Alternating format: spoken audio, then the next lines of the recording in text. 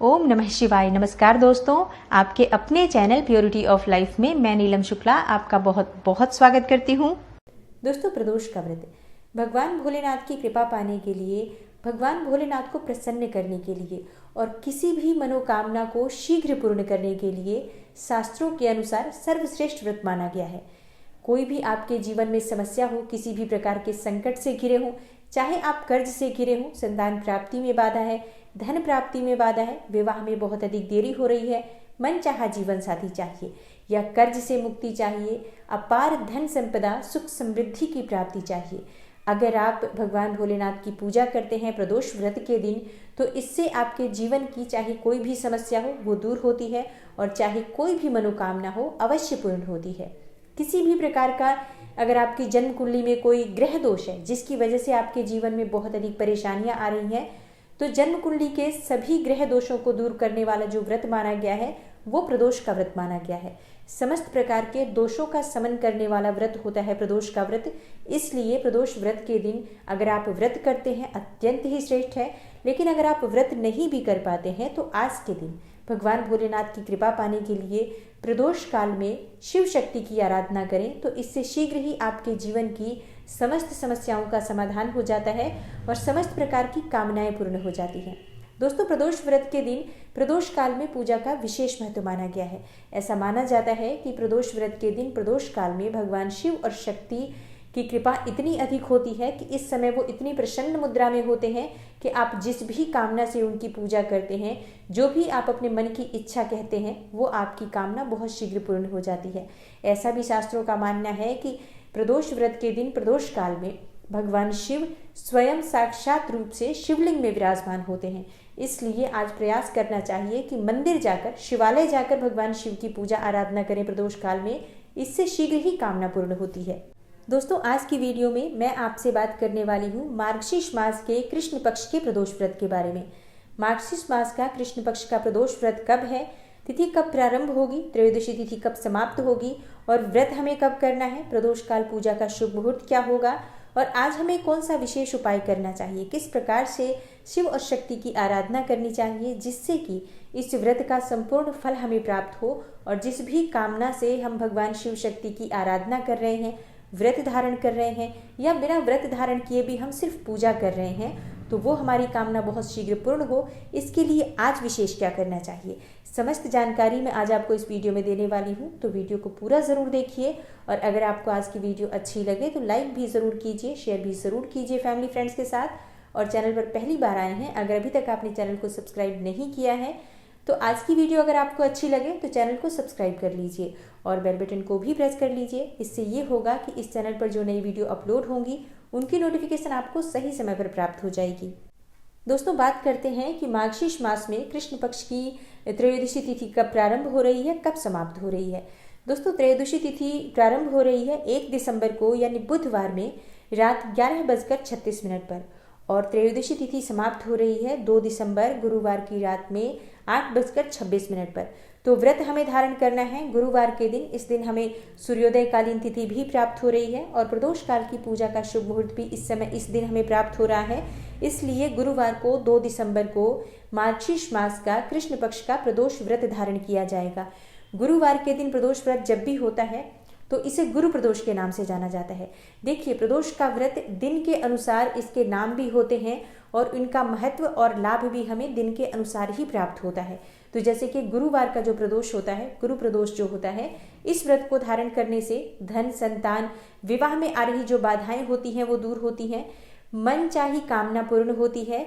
इसके अलावा आपके भाग्य में वृद्धि होती है, क्योंकि इस दिन जब हम पूजा करते हैं महादेव की तो भगवान शिव शक्ति की तो कृपा हमें प्राप्त होती ही है। इसके अलावा गुरुवार का दिन जो कि भगवान विष्णु को अति प्रिय है, तो आज हम विष्णु की भी पूजा करते हैं, भगवान विष्णु की, तो इनकी भी कृपा हमें प्राप्त होती है। बृहस्पति देव जो कि भाग्य के कारक है, हमारे सुखों के कारक है, संतान, धन और विवाह के कारक है, इनकी भी कृपा हमें प्राप्त होती है। तो गुरु प्रदोष का दिन बहुत महत्वपूर्ण होता है। अगर आप गुरु प्रदोष के दिन विधि विधान से शिव शक्ति की आराधना करते हैं, कुछ विशेष उपाय करते हैं, तो इससे आपके जीवन में चाहे कोई भी कामना हो अवश्य ही पूर्ण होती है। दोस्तों, बात करें प्रदोष काल के पूजा मुहूर्त के बारे में, क्योंकि शाम की पूजा का ही विशेष महत्व होता है प्रदोष व्रत में। तो शाम को 4:51 से लेकर शाम को 6:21 तक ये पूजा का शुभ मुहूर्त होगा। शाम को प्रदोषकालीन पूजा का शुभ मुहूर्त है। इस समय में आपको पूजा करनी चाहिए। दोस्तों, बात करते हैं कि प्रदोष व्रत की पूजा विधि क्या होगी और व्रत के नियम क्या होते हैं। देखिए, प्रदोष का व्रत जब आप करना चाहते हैं या नहीं भी करना चाहते हैं, भगवान शिव शक्ति की विशेष कृपा चाहते हैं, तो आप प्रातःकाल जल्दी उठ जाएं, सुबह सूर्योदय से पहले उठें, स्नान इत्यादि करने के बाद सूर्यदेव को जल अर्पित करें, भगवान शिव की पूजा करें, भगवान विष्णु की पूजा करें।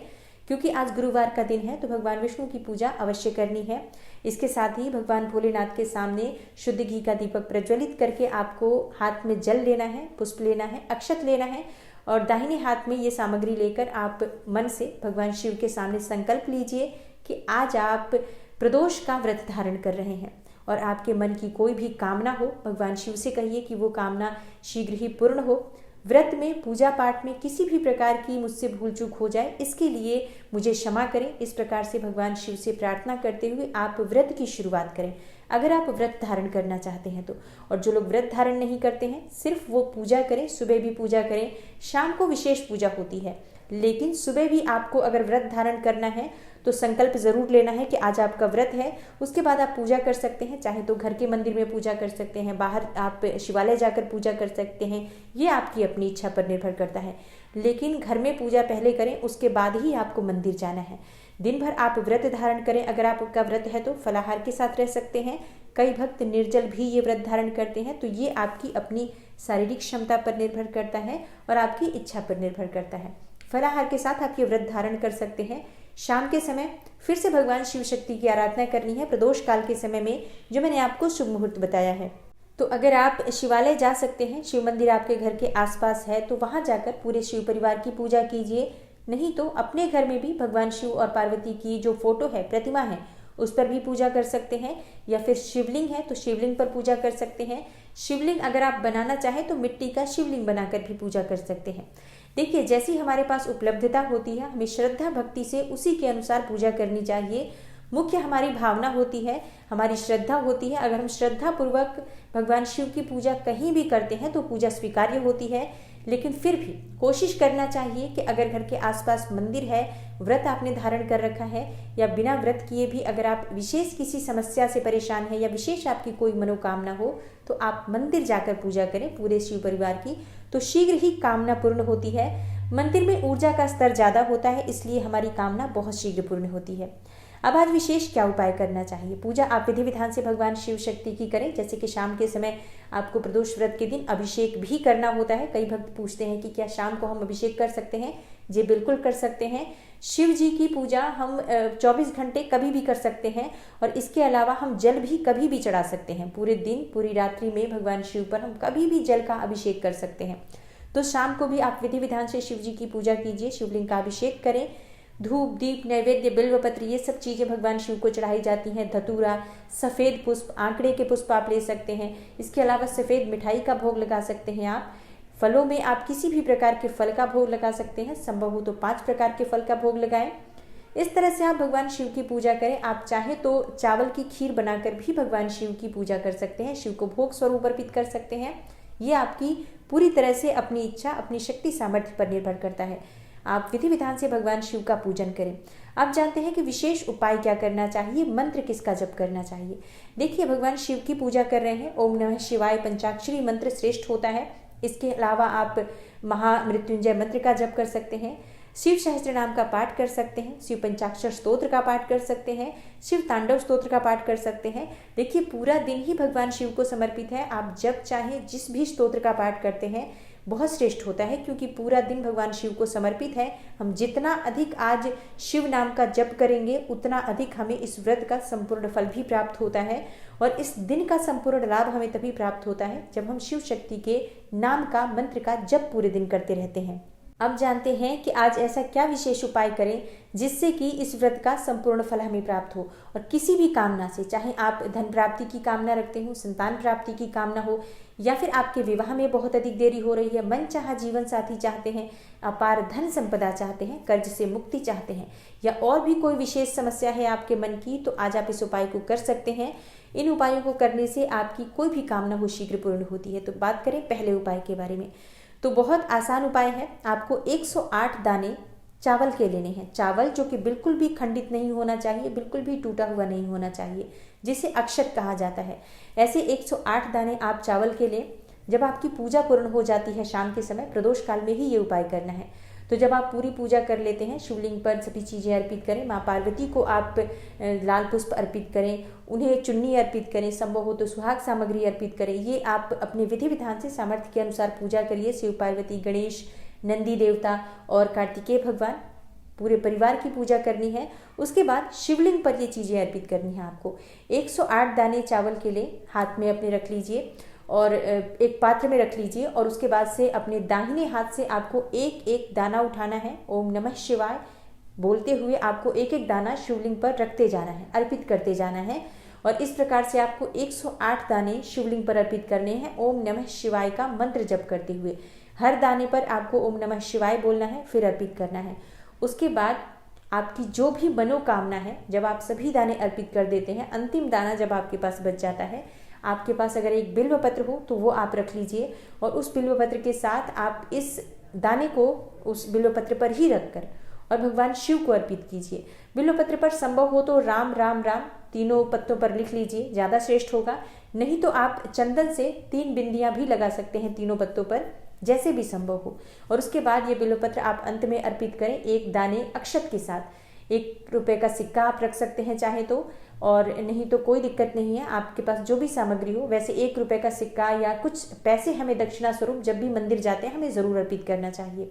शिव जी की पूजा में शिवलिंग पर हमें धन संबंधी समस्याओं को दूर करने के लिए धन जरूर चढ़ाना चाहिए।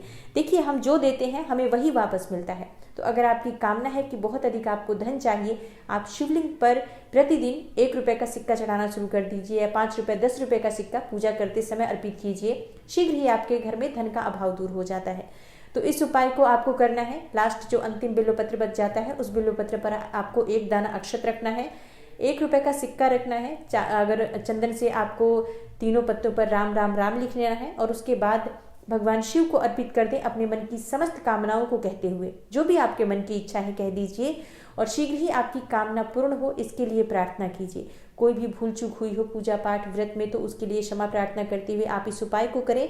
शीघ्र ही आपके जीवन की चाहे जो भी समस्या हो दूर होती है, और अवश्य ही आपकी कामना पूर्ण होती है। पूरे विश्वास से, श्रद्धा से आप इस उपाय को कीजिए। उसके बाद आपको शुद्ध घी का दीपक मंदिर में जरूर प्रज्वलित करना है, और थोड़े समय मंदिर में जरूर बैठना है। थोड़े समय के लिए आप मंदिर में बैठें, ओम नमः शिवाय का जप करें, महामृत्युंजय का जप करें, शिव चालीसा का पाठ कर सकते हैं। मतलब पूजा के बाद हमें कुछ समय मंदिर में बैठना जरूर चाहिए, बैठकर भगवान शिव की प्रार्थना करनी चाहिए। अब जब आपकी पूजा पूर्ण हो जाती है तब आप अपने घर आ जाएं, और इस तरह से अगर आप प्रदोष व्रत के दिन हर प्रदोष पर करते हैं तो आपकी कामना कोई भी हो, भगवान भोलेनाथ की कृपा से वो पूर्ण अवश्य होती है। दोस्तों, आशा करती हूँ आज की वीडियो से आपको लाभ अवश्य होगा। अगर आज की वीडियो आपके लिए थोड़ी सी भी उपयोगी हो, थोड़ी सी भी आपके लिए हेल्पफुल हो, तो वीडियो को लाइक ज़रूर कीजिए, शेयर कीजिए फैमिली फ्रेंड्स के साथ। और चैनल पर पहली बार आए हैं, अगर अभी तक आपने चैनल को सब्सक्राइब नहीं किया है, तो आज की वीडियो अगर आपको अच्छी लगे तो चैनल को सब्सक्राइब कर लीजिए और बेल बटन को भी प्रेस कर लीजिए। इससे ये होगा कि इस चैनल पर जो नई वीडियो अपलोड होंगी उनकी नोटिफिकेशन आपको सही समय पर प्राप्त हो जाएगी। मैं मिलती हूँ आपसे अगली वीडियो में, तब तक के लिए नमस्कार।